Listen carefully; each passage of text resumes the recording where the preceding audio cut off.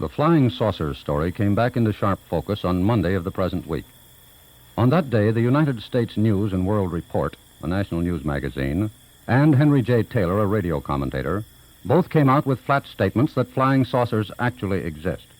Mr. Taylor said that there are two or more different objects that have been sighted and labeled flying saucers. One of these objects, the true flying saucer, according to Mr. Taylor, is a missile round in shape, varying in size from 20 inches to 250 feet in diameter.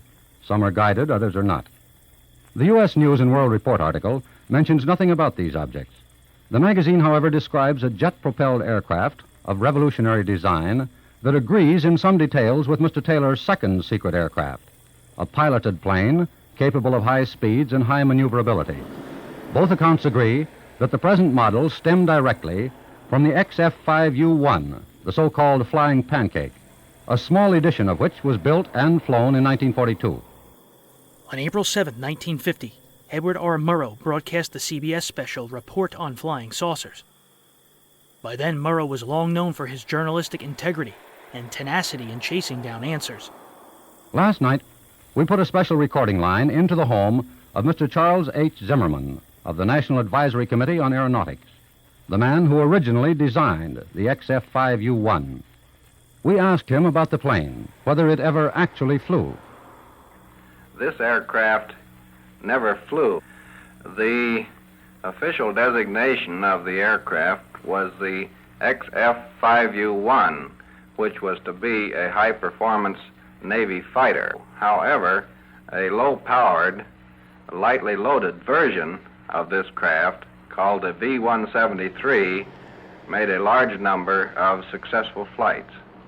I conceived the original idea for this craft back in 1933. As a top plane designer, we asked Mr. Zimmerman to give us his opinion as to whether or not a plane could be built that could hover like a helicopter, then take off at almost supersonic speeds. He said, "It would be possible, using modern turboprop engines, to build a machine of this type which would be capable of hovering and of also flying at all forward speeds up to possibly 550 or 600 miles per hour." A turbojet that could fly up to 600 miles per hour didn't exactly line up with witness accounts. Speed of travel aside, it wasn't at all what Dr. Craig Hunter had described earlier. It was, I would say, around 150 feet around in circumference, and there was three distinct parts of it. There was an inner circle, a metal circle which rotated around this inner circle, and an outside circle, which about one-third of the area on each side was covered with openings somewhat similar to an airliner opening. Now, this inner circle rotated anti-clockwise very slowly, and it went over me, practically right over my head, and I would say it was traveling at a speed approximately 60 to 70 miles per hour. I would say that the thing was approximately 250 to 300 feet above me, not over 400 feet. Here's Mr. Murrow again. in order to check the whole question of design, to find out whether or not a saucer-like object such as the one described by Dr. Hunter could maintain itself in flight according to the basic laws of aerodynamics, we call for the opinion of one of the nation's outstanding aeronautical engineers. Hall Hibbard is vice president and chief engineer of Lockheed Aircraft. And here's what he has to say over the beep recording telephone. Well, my feeling is that it is possible to build and fly something that looks like a saucer just from the technical standpoint, but I do not believe that there is such a thing at this time. I do not know of anything that would be considered in that category. I'm very familiar with pretty much what's going on in the way of research and development, and I know of nothing that would be considered as flying saucers or flying saucer material. You can make something that looks like a saucer fly, if anybody would ever want to do it. But I do not believe it would be possible with our present knowledge to have them make the speeds and everything that everybody has been talking about. There were clearly conflicting points of view. we went to Dr. Donald Menzel, professor of astrophysics at Harvard University and associate director of the famous Harvard Observatory, to find out just how feasible any such idea might be. Dr. Menzel had this to say. Well, I suppose that anything is possible, but I consider it extremely unlikely. Well, what could these flying bodies actually be, Dr. Menzel?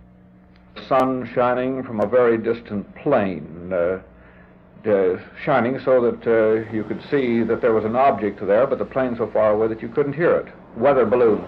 You have the bright, round patch at fairly high altitude, sometimes 3 or 4 of them attached together. And then again, just pieces of paper carried aloft. When it gets up to 200 or 300 feet, you can't tell whether it's 100 feet or 1,000 or 10,000 feet away.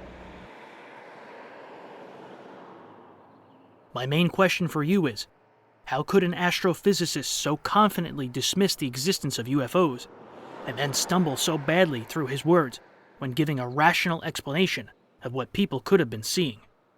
To follow through on the problem of whether or not disc-shaped objects could actually fly, we got in touch with Mr. David C. Prince, Vice President of the General Electric Company and Chief of its General Engineering and Consulting Laboratory. Mr. Prince was having no part of flying saucers. My thought is simply that the ability of some people to kid themselves is extraordinary. For instance, the effect of searchlights on clouds has been taken to be flying discs. Even radar evidence is not conclusive here, because rain in the clouds would show up on a radar screen. The only saucer-shaped aircraft which we know has flown, and that only a few times, is a propeller-powered disc developed by NACA. As a matter of fact, a cigar-shaped craft with a single revolving wing, jet-powered, could be faster and certainly would be much more maneuverable. In flight, this plane might look like a disc because of the halo created by its rapidly revolving wing. Such a craft would have flight characteristics similar to a hummingbird's. That could have been true. But then again, why would GE's engineering head say that tech far beyond their ability was in existence? At least in the spring of 1950, more questions remained. And now, just in case all this has added to the celestial confusion about your heads, we've summarized the data we've been able to gather, sorted out the points of agreement and disagreement among those who claim to have seen flying saucers. Here is what we found. Nearly all these observers are in agreement on the color of the objects. It's a metallic color, they say, something like aluminum or silver. Almost everybody agrees the objects are generally disc-shaped, but with wide variations, sometimes balloon-like or resembling a giant rubber ball. Still others describe them as elongated cigar-shaped things. Speed of the saucers has been estimated at from 0 to 1,200 miles an hour. And when we get into the question of maneuverability, the observers seem not to be able to find the precise or adequate words. They say that the saucers hover, accelerate, and decelerate rapidly. They say that some of the objects flutter, oscillate, drift, whirl, or float.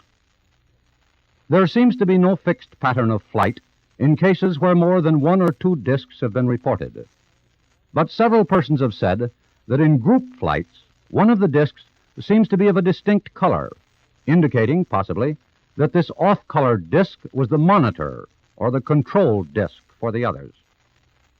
A small percentage of the observers said the discs bore light, and in 5 cases, at points as far apart as Alabama and California, the viewers said the discs suddenly disappeared in flight. But when we get around to estimating altitudes at which the objects were sighted, we find that some observers say they saw them at 250 feet. Others guessed the discs were at 40,000 feet in the sky. While one observer estimated the number of discs seen at 100, nearly all thought the number was less than 10. And about half those who claimed to have seen the objects said they saw only single saucers. Well, these are the things men and women in various parts of the United States say they have seen in the sky. Men of science and high government officials cast a skeptical eye at these reported sightings of celestial phenomena. So far, in the course of this broadcast, there have been no reliable reports of the sighting of any new flying saucers. Frankly, we don't know the answer. We wonder. Do you believe in flying saucers? You've been listening to The Case of the Flying Saucer, a special report narrated by Edward R. Murrow. The case of the flying saucer was based on extensive research collected with the aid of CBS-affiliated stations and CBS newsmen across the country. Portions of this broadcast were transcribed. This program was written by Irv Tunick, directed by John Dietz, and produced by Robert Bendick and Irving Gitlin.